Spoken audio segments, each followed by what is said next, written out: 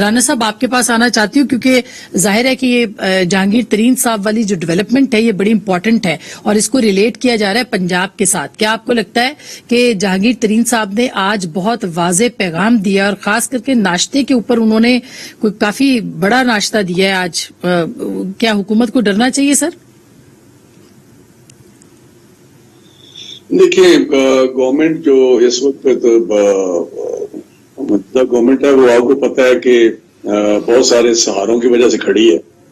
تو میں سمجھتا ہوں یہ جو ایٹیچیوڈ ہے نان ڈیموکریٹک اور ایک فاشسٹ حکمرانی کا تاثر دینا, وہ اسی وجہ سے ہے کہ وہ سمجھتے ہیں کہ ہمیں کافی سہارے ہیں جس وجہ سے لوگ شاید ادھر ادھر نہ جا سکیں. کیونکہ یہ تحریک انصاف کوئی پولیٹیکل پارٹی تو ہے نہیں, یہ تو ایک مجموعہ ہے وہ بااثر لوگوں کا, انفلوئنشل لوگوں کا, الیکٹیبلز کا, جو مختلف طرف سے لائے گئے اور لا کے ایک لڑی میں پرو دیے گئے. تو یہ تو بندے بیٹھے ہیں اندر سے تو ساری, میرا خیال ہے یہ اب کھلنے والا ہے آہستہ آہستہ مسئلہ. جہانگیر ترین والا بھی سلسلہ ہے کہ جب ان کو تھوڑا سی تکلیف پہنچی ہے تو حقیقت انہوں نے بتانی شروع کر دی ہے کہ آپ کی تو حقیقت یہ ہے کہ یہ لوگ میرے ہیں, کوئی کسی کے ہے, کوئی کسی کے ہے, کسی طرح وجہ سے بیٹھے ہوئے ہیں. تو ان قریب دیکھیں گے کہ یہ اب میرا اوپن ہونے جا رہی ہیں.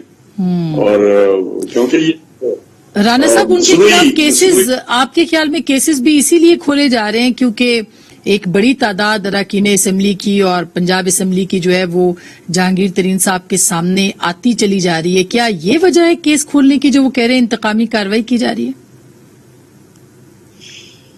انتقامی کارروائی دیکھیں میں سمجھتا ہوں کہ جہانگیر ترین صاحب کا مسئلہ, ان کا مسئلہ تحریک انصاف کا اور ان کا کے اندر کی کیا بات ہے, وہ کوئی ڈفرینسز جو ہیں ان کے کس وجہ سے ہیں. وہ جس کا ذکر آپ نے کیا کہ جیب بھی ان کی حاضر تھی, جہاز بھی ان کا حاضر تھا, ہر چیز ان کی حاضر تھی ان کے لیے. اب وہ شاید وہ جیب بھی انہوں نے اس کو بٹن بند کر دیا ہو یا کوئی چیزیں ہو, لیکن میں سمجھتا ہوں کہ یہ چیزیں ان کی اندرونی ہیں.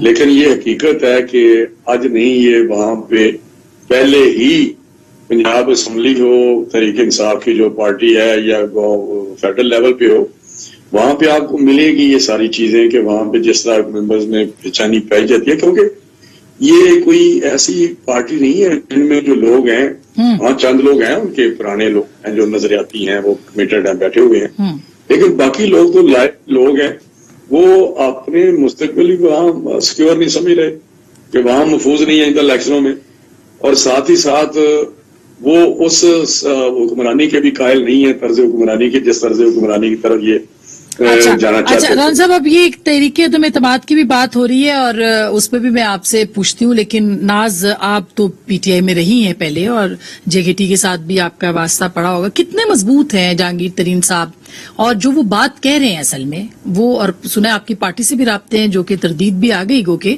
شیلا رضا صاحبہ نے ٹویٹ بھی اپنا ڈیلیٹ کر دیا, لیکن واقعی ایسا کچھ ہے؟ بسم اللہ الرحمن الرحیم. آسما دیکھیں 2011-12 کے درمیان جب جہانگیر ترین صاحب نے اپنے کچھ دوستوں کے ساتھ پی ٹی آئی میں شمولیت اختیار کی تھی, اسی وقت سے پی ٹی آئی کے اندر دھڑے بندی کا سلسلہ شروع ہو چکا تھا اور اس وقت سے ہی ان کی مخالفت کا آغاز پہلے دن سے ہی موجود تھا. البتہ یہ ضرور ہے کہ پیرالل جو ہے وہ گروپ بندیاں چلتی گئیں اور وہ اس طرح سے تھی کہ کے پی کے میں بھی پیرالل گروپس چلتے رہے, سندھ میں بھی, پنجاب میں بھی, بلوچستان میں بھی. ایک جے کے ٹی ٹیم کہلاتی تھی اور دوسری ٹیم کہلاتی تھی, نظریاتی گروپ کہلاتے تھے وغیرہ وغیرہ. تو کہنے کا مقصد یہ ہے کہ وہ جو ابتدا سے ایک خلش اور ابتدا سے ہی ایک جو تناؤ جو کیفیت تھی وہ وقت کے ساتھ ساتھ بڑھتی چلی گئی. اور پھر ٹکٹس اپنی من پسند لوگوں کو ہر ایک کی خواہش رہی, ہر لابی کی کہ ان کے لوگوں کو ٹکٹ. یہ تو اس دور کی باتیں ہیں جب میں خود اپنے آنکھوں سے تمام چیزیں یہ معاملات دیکھ رہی تھی. پھر یہ چیزیں بڑھتی چلی گئیں. اب بات یہ ہے کہ اب تو پی ٹی آئی وہ پی ٹی آئی بن گئی کہ جہاں پہ الیکٹیبلز کی بھرمار. کیا یہ سچ ہے کہ یہ جو معاملہ اب ان کے خلاف کارروائی کا کہا جا رہا ہے کہ وہ سینٹ انتخابات میں گیلانی صاحب کی جیت کے بعد سے شروع ہوا ہے. کیا کتنا انفلوئنس ہے دیکھیے- صدرن پنجاب میں ابھی بھی جہانگیر ترین صاحب؟ دیکھیے بالکل ایک یہ بات حقیقت ہے کہ پی ٹی آئی کے اندر بہت سارے الیکٹیبلز جو ہے وہ جہانگیر ترین صاحب کی وجہ سے پی ٹی آئی میں انہوں نے شمولیت کی اور پھر وہ آئے اور ان کی بڑی ایک کے پی کے میں بھی بڑا ان کا اثر رہا, پنجاب میں بھی ایک اثر رہا, تو وہ بات اپنی جگہ موجود ہے.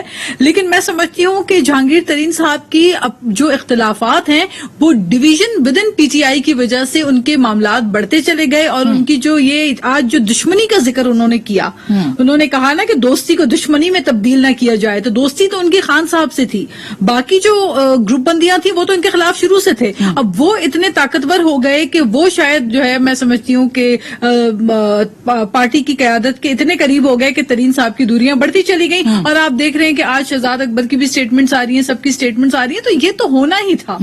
میری نظر میں لیکن تو یہ سب احتساب کچھ کا انہوں نے ہونا ہی کہا تھا. کہ احتساب سب اپنوں کا بھی ہوگا. شہزاد اکبر نہیں صاحب نے دیکھیں, کہا تو احتساب سب کا ہونا چاہیے, لیکن احتساب خسرو بختیار کا کب ہوگا؟ احتساب 500% دواؤں کی قیمت بڑھانے والوں کا کب ہوگا؟ احتساب اپنے ساتھ بیٹھے ہوئے ان لوگوں کا کب ہوگا جن کو وزیر اعظم صاحب کہتے ہیں کہ شوگر مافیا اور کارٹیلز ہیں؟ وہ تو ان کے ساتھ ہی سارے بیٹھے ہوئے ہیں. تمام شوگر مافیا تو انہی کی لیفٹ رائٹ سامنے بیٹھا ہوا ہے. تو میں سمجھتی ہوں کہ یہ جو سچویشن ہے, جو ترین صاحب کا معاملہ ہے, وہ تو میں نے آپ کو بہت ہی واضح طور پہ بتا دیا. جو میری اپنے آبزرویشنز تھیں وہ میں نے کافی شیئر کی ہیں. اسٹرانگ ہے.